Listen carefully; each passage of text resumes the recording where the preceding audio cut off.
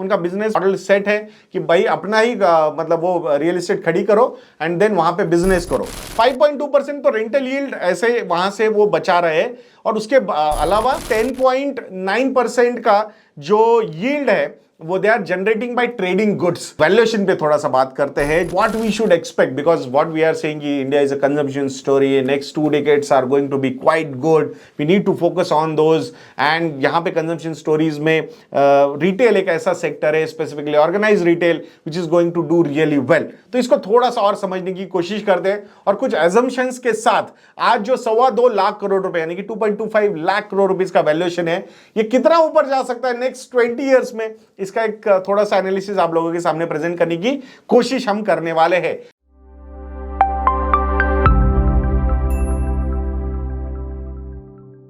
डीमार्ट में हो क्या रहा है? एवेन्यू सुपरमार्ट का जो स्टॉक है अपने ऑल टाइम हाई लेवल से, मतलब अराउंड 5300 5400 के बीच में उसका ऑल टाइम हाई लेवल है, वहां से ऑलमोस्ट 35% तक ये करेक्ट हो चुका है। अब ये कल या परसों आई थिंक 4-5% से वो बढ़ा भी था, but there was no news on exchanges.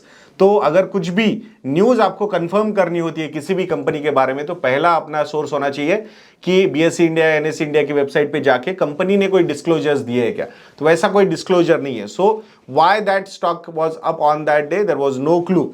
अब ये स्टॉक नीचे क्यों गिरा है, मतलब इसके पीछे के कुछ स्पेसिफिक समझेंगे। ओवरऑल ग्लोबल पीयर्स कैसे इसके साथ वहां पे भी करेक्शन हुआ है वो भी थोड़ा समझेंगे, एंड उसके बाद Anush will take care of the company financials, वो सारा पार्ट वो देखेगा, इंडस्ट्री के बारे में आपको बताएगा, एंड अल्टीमेटली लास्ट में I am going to talk about valuations. तो ऐसा इस वीडियो का फ्लो रहने वाला है। तो स्टॉक प्राइस जो है वो 35% ऑलमोस्ट गिर चुकी है। ये फर्स्ट टाइम हो रहा है क्या? नहीं, इसकी हिस्ट्री में ऐसे फॉल्स एवेन्यू सुपरमार्ट्स ने देखे हुए हैं। अगर 2018 अगस्त 2018 की हम बात करते हैं, so in that particular phase also stock went down by almost 29%। Again Feb March 2020 में this stock was down by 29%। मतलब जो फॉल इस स्टॉक ने देखा था ड्यूरिंग कोविड, उससे ज्यादा ये इस बार गिरा है। 18% ये गिरा था अराउंड जून महीने का, जून का जो करेक्शन था, अप्रैल मई जून 2021 का, वहां पे भी ये गिरा था। But now I think from October 2021 till now एक ऑलमोस्ट 1.5 से 1.25 साल हो गए हैं, ये कंसिस्टेंटली ये स्टॉक नीचे जा रहा है। सो सबसे बड़ा रीजन क्या होना चाहिए इसके पीछे का? I think the valuation is the biggest concern मेरे हिसाब से जो इस स्टॉक के साथ हुआ है। जिस तरीके से एक 150-200 के प्राइस टू अर्निंग रेशियो पे ये स्टॉक ट्रेड कर रहा था, which was not at all sustainable. So typically जो एक बूम आया था पोस्ट कोविड मतलब आई एम नॉट सेइंग कि कोविड चला गया था, बट जो एक हमने मार्च अप्रैल में एक फॉल देखा था मार्केट में, और उसके बाद एक कंटिन्यूअस अप ट्रेंड जो हमने स्टॉक प्राइस में देखा था, आई थिंक वो कहीं ना कहीं यहाँ पे चैलेंज हो गया है। So this stock was almost 2000 के नीचे के लेवल्स तक ये गया था, और वहां से 5300 के लेवल्स तक ये स्टॉक ऊपर गया है। तो आई थिंक ये जो वैल्यूएशन राइज थी ये कहीं ना कहीं बहुत ज्यादा अनसस्टेनेबल थी।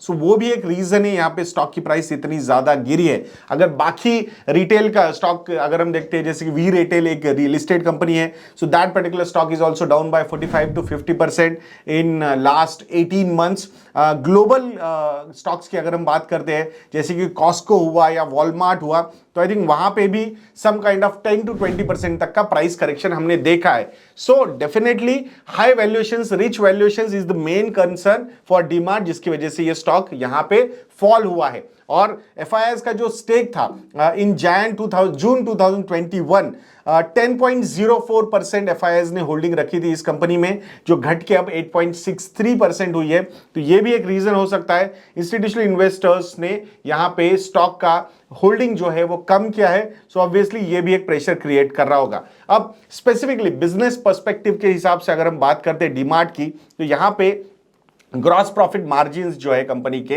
वो यहां लास्ट 2 क्वार्टर्स में डिक्रीज हुए हैं।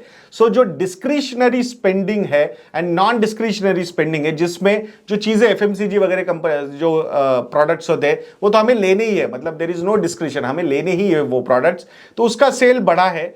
बट वहां मार्जिन्स कम होते हैं। सो इनका सबसे ज्यादा मार्जिन्स किस बिजनेस में आता था? जनरल मर्चेंडाइज एंड अपैरेल बिजनेस में इनका मार्जिन्स काफी अच्छे आते थे। तो वो जो रिलेटिवली हायर मार्जिन के बिजनेसेस थे वहां पे सेल नहीं बढ़ा है, ये भी एक प्रॉब्लम है। प्री कोविड लेवल के अभी भी नीचे के लेवल्स पे वो सेल हो रहा है। सो that is a problem of this company, जो ग्रॉस प्रॉफिट मार्जिन यहां पे इंपैक्ट हो रहे हैं। स्टोर एडिशंस की अगर हम बात कर दे तो पहले एवरी क्वार्टर डबल डिजिट में स्टोर्स ऐड कर रहा था एवेन्यू सुपरमार्ट्स, डीमार्ट, बट अब ये सिंगल डिजिट में आ गया है लास्ट 4 क्वार्टर्स में। तो ये भी एक चीज है कि जहां नए स्टोर्स यहां पे ऐड नहीं हो रहे, सो that is also acting negatively. Obviously अगर नए स्टोर्स ऐड नहीं होंगे तो सेल उतना नहीं बढ़ेगा, प्रॉफिटेबिलिटी भी उससे इंपैक्ट हो सकती है। अब नए स्टोर्स ऐड होने का प्रॉब्लम क्या है ना होने का, तो वो है real estate prices. I think जिस तरीके से रियल एस्टेट प्राइसेस बढ़ रहे हैं, बिकॉज जो फोकस है कंपनी का वो एक मॉडल जो है, जो अनुष आपको समझाएगा कि मतलब रियल एस्टेट बाय करके वहां पे स्टोर वो बनाते हैं। सो आई थिंक ये मॉडल कहीं ना कहीं रियल एस्टेट प्राइसेस जो एक अपटर्न आया है, एक जो पेंटअप डिमांड थी, एक 5-6 साल का जो एक स्लगिशनेस था रियल एस्टेट में, वो कहीं ना कहीं थोड़ा सा डिमांड वापस आई है, इसलिए प्राइसिंग थोड़ी सी बढ़ी है वहां पे। तो ये एक सबसे बड़ा प्रॉब्लम हुआ है। Plus increasing competition from the online players. तो ऑनलाइन प्लेयर्स से ये जो कंपटीशन आया है तो वो भी एक प्रॉब्लम है। और DMart ready is not that ready yet to compete with these players like Blinkit, JioMart या बिग बास्केट, जेप्टो या स्विगी मार्ट। तो ये जो नए प्लेयर्स है डेफिनेटली आई थिंक वो कहीं ना कहीं एक मार्केट शेयर गेन करने की कोशिश कर रहे हैं। I still feel that they are trying to gain the market share from the unorganized players rather than organized players, but still I think एक natural जो shift था from unorganized to organized, तो यहाँ पे organized में ई retail में ये shift थोड़ा सा ज्यादा हुआ है। Will it sustain? I have my questions for that particular phase, but let's see क्या होता है आगे इस पे। अब Anush will take care of the business model, industry and financials, and then I'll come and talk about valuations, which is also very important. तो अब हम बात करते हैं about business model of DMart. तो डीमार्ट का बिजनेस मॉडल बेसिकली क्या है? तो they source cheaper and they sell cheaper. ना why are they able to source cheaper? Because वो जल्दी पेमेंट कर देते हैं उनके सप्लायर्स को। तो ये हमें कहाँ से पता चलता है? उनके डीपीओ डे से। डीपीओ डेज बेसिकली ये अपने सप्लायर्स को कितने दिनों में पेमेंट कर देते हैं, ये इंडिकेटर हमें बताता है।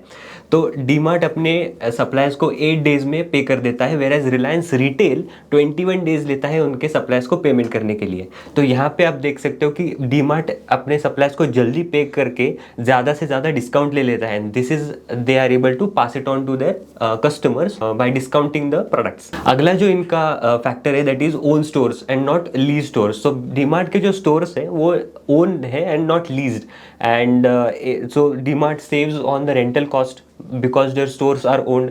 प्लस डीमार्ट फॉलो करता है cluster based approach. Cluster based approach में होता क्या है कि सपोज एक रीजन में डीमार्ट ने एंटर कर दिया, उस स्टोर को सेटअप कर दिया, उस स्टोर के जो कैश फ्लोज होते हैं वो यूज़ करते हैं to set up another store in the same territory और सेम रीजन। तो इस हिसाब से they expand based on cluster based strategy.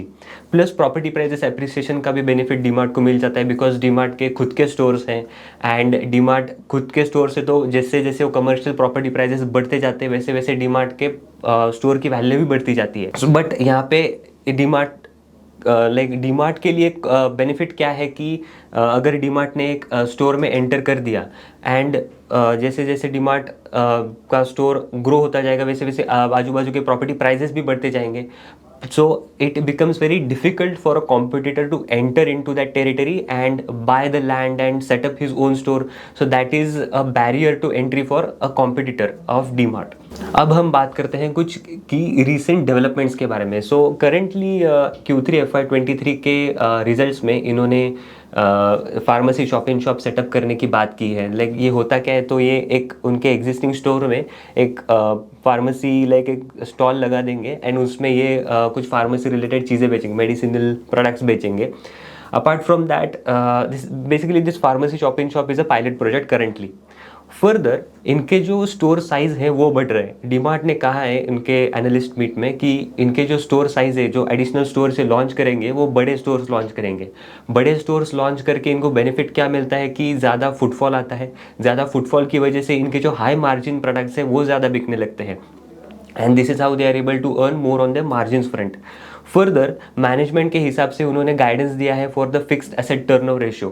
Fixed asset turnover ratio होता क्या है कि sales divided by your fixed assets. So आप अपने फिक्स्ड एसेट्स में से कितने अमाउंट के सेल्स जनरेट कर सकते हो, उसका गाइडेंस कंपनी ने दिया है, which is 4x for FY23। Then हम बात करते हैं gross profit margin and EBITDA margin के बारे में।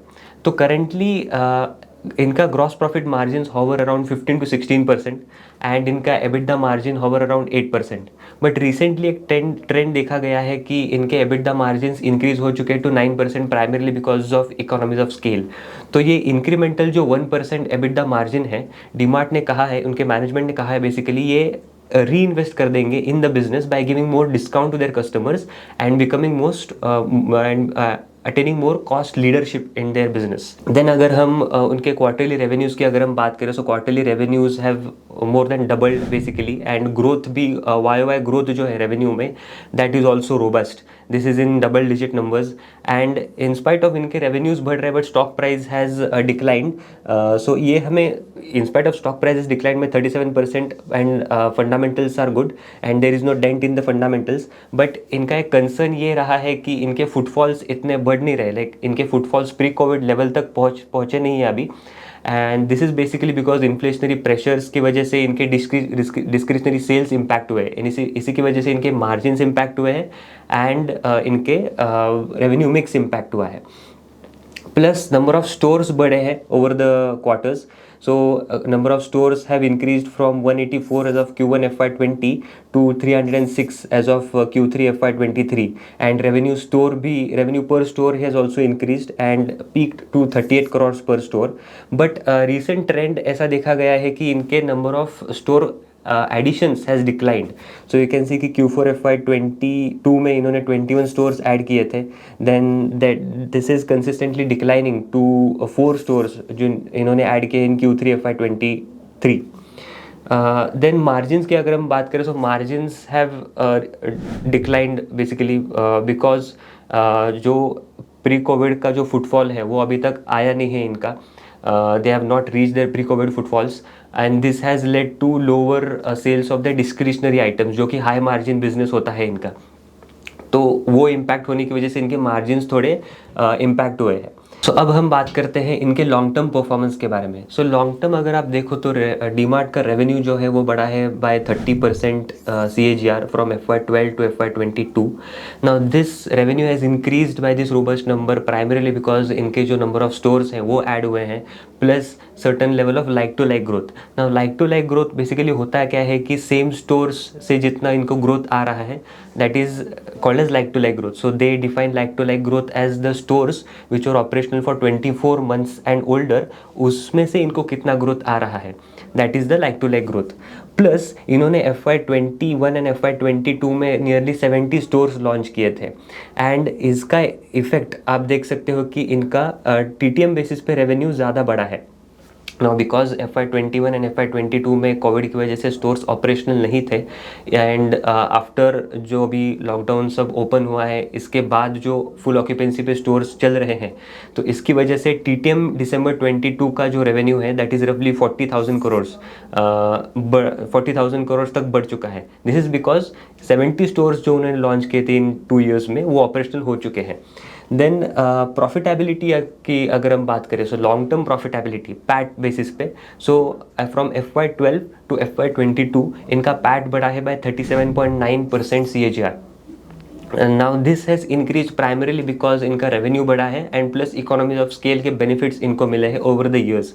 इकोनॉमीज ऑफ स्केल के बेनिफिट्स आप मार्जिन चार्ट्स में देख सकते हो, तो इनके gross profit margins are nearly stable in the range of 15 to 16% and आप देख सकते हो कि EBITDA margins and PAT margins are consistently increasing. This basically called as a classic economies of scale case, जहाँ पे आपके gross profit margins are stable and because आप ज़्यादा वॉल्यूम बेच रहे हो, बिकॉज आप ज़्यादा वॉल्यूम पे खेल रहे हो, आपके फिक्स्ड कॉस्ट सेम रही, fixed cost is similar but आपके margins, bottom line margins are increasing. तो आप देख सकते हो कि FY12 में 2.7% इनके पैट मार्जिन्स थे जो कि बढ़कर हो चुके हैं 5.7% currently as of December 2022 on TTM basis. Then अगर हम ओवरऑल नंबर ऑफ स्टोर्स की अगर हम बात करें, सो इनके स्टोर्स कैसे बढ़े हैं, तो नंबर ऑफ स्टोर्स इनके बढ़े हैं from 110 as of FY16 to 306 as of December 22। And apart from that इनके जो रेवेन्यू पर स्टोर है वो भी बढ़ा है from 78 crore store 78 crore rupees to 134 crore rupees.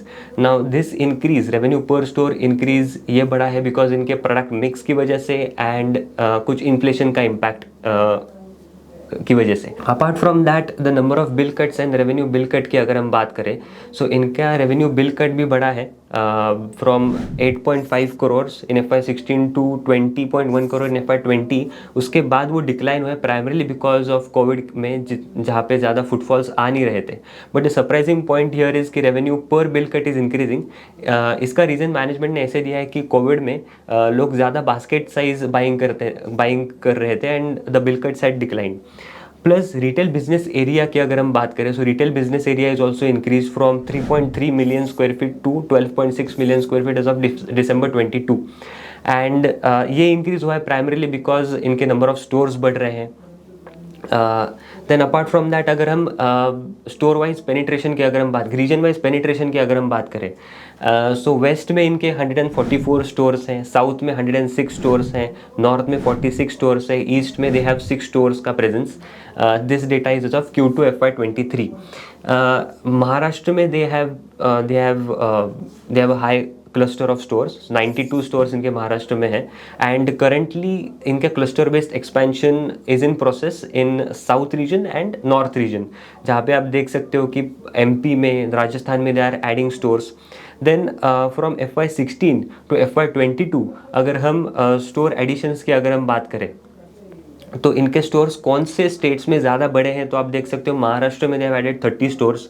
Then आप देख सकते हो कि साउथ रीजन में they have added more stores. So south region में क्लस्टर एक्सपेंशन अभी काफ़ी रोबस्ट है इनका, काफ़ी ज़्यादा वो स्केल अप कर रहे हैं साउथ रीजन में। अब हम डिस्कस करते हैं इनका रेवेन्यू मिक्स के बारे में। सो रेवेन्यू डीमार्ट कमाता है फ्रॉम मेनली 3 सेगमेंट्स, एक तो है food segment, non food segment and general merchandise and apparel segment. ना आप देख सकते हो कि major chunk of the revenue comes from food segment which is 54.8% as of H1 FY23।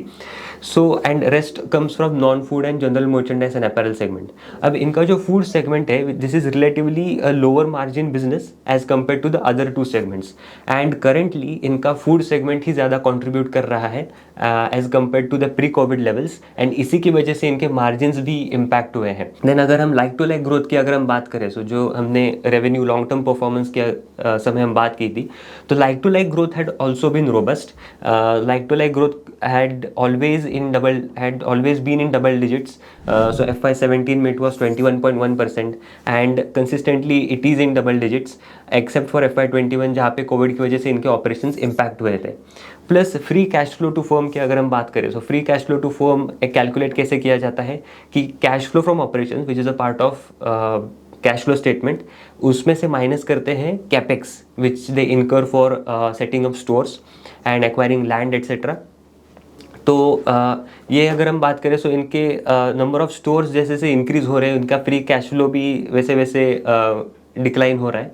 This is, आप देख सकते हो कि फ्री कैश फ्लो निगेटिव है। दिस इज प्राइमरीली बिकॉज ये स्टोर्स ऐड कर रहे हैं। सो आप देख सकते हो कि FY18 में 21 स्टोर्स इन्होंने ऐड किए हैं, वो जबकि FY22 में दे हैव एडेड 50 स्टोर्स जिनके लिए उनको कैपेक्स लगा है of 2,410 crores. Now this is also driven by कि प्रॉपर्टी प्राइजेस भी इंक्रीज हो रहे हैं, सो इसके लिए भी हायर कैपेक्स लगता है कंपनीज को। हम इनका डीमार्ट के नंबर ऑफ स्टोर्स कंपेयर करें with other peers like Reliance Retail हो गया, कॉस्टको हो गया एंड वॉलमार्ट हो गया, तो रिलायंस रिटेल के अभी 306 स्टोर्स है। बेसिकली ये खुद के most of the stores of DMart are owned.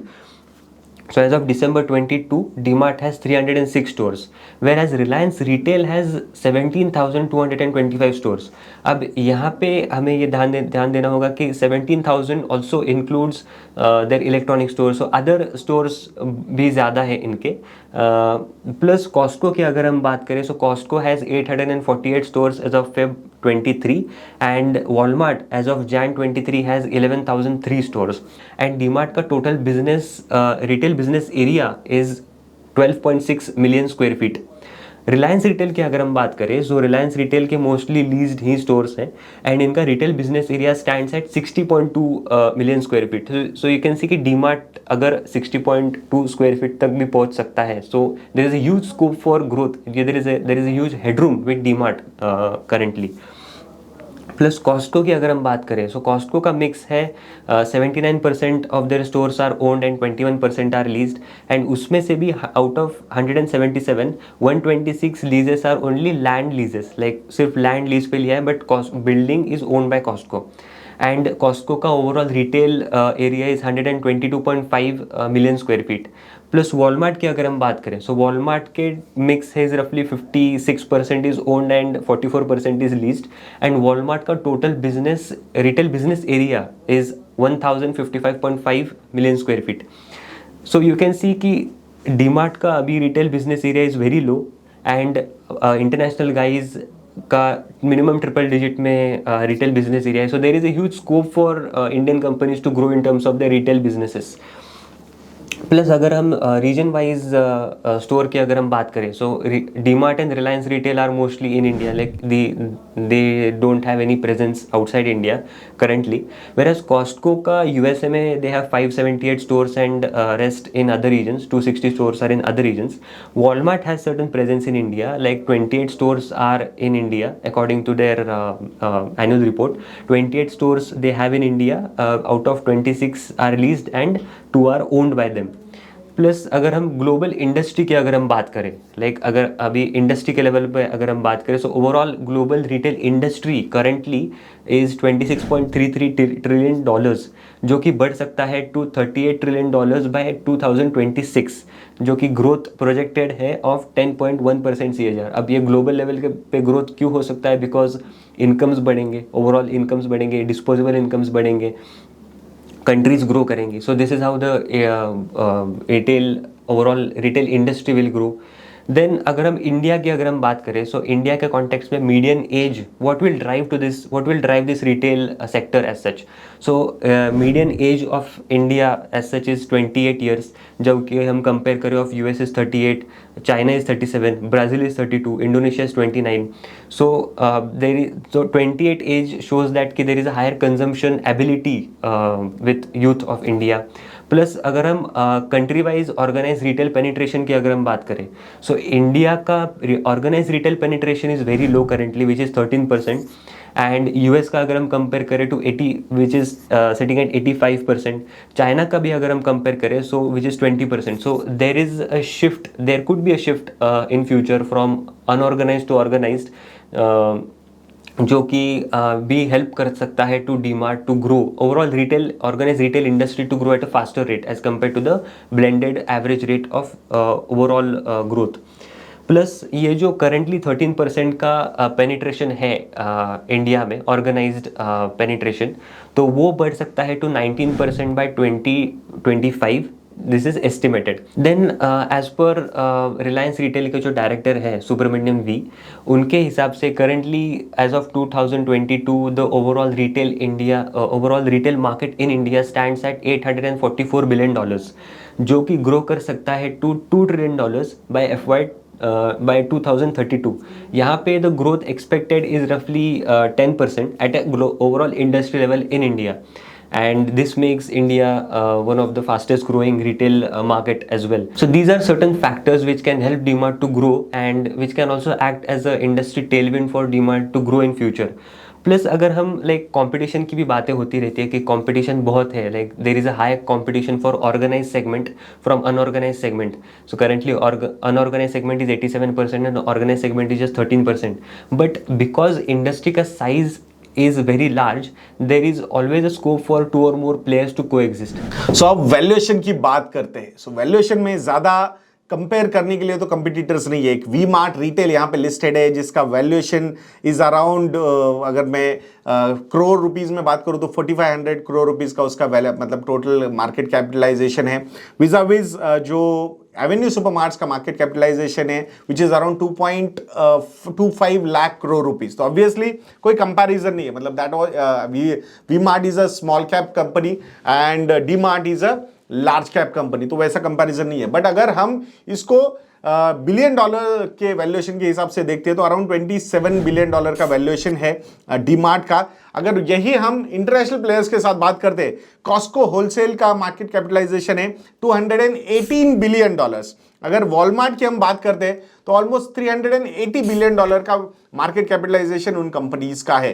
तो यहां अगर स्कोप के पॉइंट ऑफ व्यू से हम बात करते हैं, डोमेस्टिक कंजम्पशन के पॉइंट ऑफ व्यू से बात करते हैं, तो ये रिटेल इंडस्ट्री बहुत ज्यादा ग्रो होने वाली है। सो अपॉर्चुनिटी जो है वो बहुत ज्यादा बड़ी है इस कंपनी के लिए। बट रिलेटिव वैल्यूएशन में अगर प्राइस टू अर्निंग्स रेशियो हम देखते हैं तो currently DMart is trading at 95 times price to earnings ratio. अगर यही हम कॉस्को होलसेल जो एक ग्लोबल प्लेयर है इसका प्राइस टू अर्निंग्स रेशियो देखते हैं, मैच्योर्ड मार्केट में हम देखते हैं तो 35.84 का उसका पी रेशियो है। अगर मैं वॉलमार्ट का पी रेशियो देखता हूं so that P ratio is at 33 times. So definitely बहुत ज्यादा प्रीमियम वैल्यूएशन पे ये कंपनी यहां पे ट्रेड करती हुई हमें दिख रही है। बट 5 साल का मीडियन पी रेशियो अगर हम देखते हैं तो वो भी 120 के ऊपर है हमारे पास अभी अवेलेबल। 10 साल का डेटा अवेलेबल नहीं है बिकॉज लिस्टिंग ही 5-6 साल पहले इस कंपनी की हुई है। सो 123 का मीडियन पी रेशियो है, but it is going to get rerated. एक तो ज्यादा प्लेयर्स अभी अवेलेबल हो जाएंगे लिस्टिंग के बाद, जैसे कि रिलायंस रिटेल की लिस्टिंग जल्दी हो सकती है, सो वो लिस्टिंग हो जाएगी तो एक जो स्केर्सिटी प्रीमियम इस कंपनी के पास अवेलेबल था वो कहीं ना कहीं गायब हो सकता है। ईवी टू एबिटा की अगर हम बात करते हैं so currently the EV to EBITDA is around 59-60 times. So अगर ये मैं ग्लोबल पीयर्स के साथ कंपेयर करता हूं so that is between 14 to 20 times. तो ऑब्वियसली ये वैल्यूएशंस काफी ज्यादा in a way crazy valuations है which will not sustain. Market cap to sales की अगर हम बात करते हैं तो 5.3 टाइम्स का इसका रेशियो है price to market cap to sales का। अब यही रेशियो ग्लोबल पीयर्स की हम बात करते हैं तो which is less than 1.62 to 0.92, इतना ये कम है। तो obviously valuations are not that great. But अगर मार्जिन की बात की जाती है तो 8.8% का एबिटा मार्जिन है एवेन्यू सुपरमार्ट्स के पास। अगर यही मैं ग्लोबल पीयर्स के साथ कंपेयर करता हूं so that valuation is that margin is 4.53% for Costco and 4.99% for Walmart. So obviously अगर एबिटा मार्जिन ज्यादा है तो थोड़ा वैल्यूएशन का एक प्रीमियम वहां पे इस कंपनी को मिल सकता है, we can not deny that. Even net profit margins are at 5.7% for DMart vis a vis 2.58% for Costco and Walmart के लिए 1.91% है। इंडियन प्लेयर्स में रिलायंस जो है, Reliance Retail, they are declaring their EBITDA margins and net profit margins.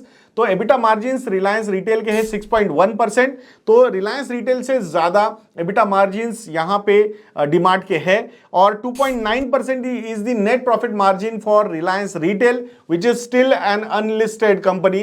So I would like to wait for the listing और उसके बाद में ज्यादा एनालाइज करना चाहूंगा डेटा को रिलायंस रिटेल के। यहां पे 5.7% का डीमार्ट का नेट प्रॉफिट मार्जिन है, तो definitely net profit margin almost double है डीमार्ट का compared to Reliance Retail. So that's why some kind of premium valuation this company deserves. There is no doubt about that. अब अगर हम बहुत सारी ये एम्बेसीज वगैरह, एम्बेसी REITs, माइंडस्पेस REIT वगैरह, ब्रुकफील्ड इंडिया REIT, ये REIT कंपनीज है, इनका जो यील्ड ऑन एसेट्स है दैट इज अराउंड 4.9% या फिर average is 5.2%। Now why I am comparing REITs with DMart? So DMart का मॉडल क्या है? डीमार्ट का मॉडल है भाई कंपनी, मतलब वो जगह खरीदो और वहां पे अपना स्टोर शुरू करो, वो ज्यादा रेंटल वगैरह लीज पे नहीं जाते। सो मेजॉरिटी उनका बिजनेस मॉडल सेट है कि भाई अपना ही मतलब वो रियल एस्टेट खड़ी करो एंड देन वहां पे बिजनेस करो। सो इन अ वे 5.2% तो रेंटल यील्ड ऐसे वहां से वो बचा रहे हैं और उसके अलावा अराउंड 10.9% का जो यील्ड है वो they are generating by trading goods. So I think this is an interesting model which they have placed. एक तो इस पूरे मॉडल में कहीं भी मतलब वैल्यूएशंस में कहीं पे भी जो कंपनी के रियल एस्टेट है वो वैल्यूएशंस नहीं कवर किए जा रहे। आज अगर हम देखते हैं सो टोटल जो रियल एस्टेट होल्डिंग अगर हम बात करेंगे डीमार्ट की तो that is around 15,000 crore rupees का वैल्यूएशन सिर्फ रियल एस्टेट का है उनके, which we are not considering anywhere in our valuation. So I think ये कहीं ना कहीं मुझे ऐसा लगता है ये रेंटल यील्ड जो ये बचा रहे हैं, I think that is acting really well. And भले ही बैलेंस शीट के हिसाब से ये डिप्रिशिएटिंग एसेट हो सकता है real estate, but actually we have seen that कि the value of real estate keeps on going up, so that is a positive sign for the company. और ऊपर से अगर थोड़ी अनसर्टेनिटी आती है तो रेंटल वगैरह पे करने का कोई प्रॉब्लम कंपनी को होता नहीं है, because they are owning this company. So that's the another angle we need to look at over here. अब वैल्यूएशन पे थोड़ा सा बात करते हैं, जो मतलब what we should expect, because what we are saying India is a consumption story, next 2 decades are going to be quite good, we need to focus on those। and यहाँ पे consumption stories में retail एक ऐसा sector है, specifically organized retail, which is going to do really well। तो इसको थोड़ा सा और समझने की कोशिश करते हैं और कुछ assumptions के साथ आज जो 2.25 लाख करोड़ रुपए यानी कि 2.25 लाख करोड़ रुपीस का वैल्यूएशन है, ये कितना ऊपर जा सकता है नेक्स्ट 20 ईयर्स में, इसका एक थोड़ा सा एनालिसिस आप लोगों के सामने प्रेजेंट करने की कोशिश हम करने वाले हैं। सो जो ट्रेलिंग पी रेशियो उस पे फोकस हटा देते हैं, वी विल व्हाट वी से कि भाई उस पे फोकस जो है वो हटा दो। वी विल टॉक थोड़ा सा डिफरेंट वे से कि जो ग्लोबल पीयर्स है उनके प्राइस टू अर्निंग्स रेशियो कैसे है, वैसे प्राइस टू अर्निंग्स रेशियो अगर फ्यूचर में एवेन्यू सुपरमार्ट्स के रहते हैं तो ये कंपनी कैसे परफॉर्म कर सकती है। सो FY22 का जो इसका प्रॉफिट है, नेट प्रॉफिट है इस कंपनी का, दैट इज 1492 करोड़ रुपीस। कितना? 1492 करोड़ रुपीस। अब कुछ assumptions we are going to play.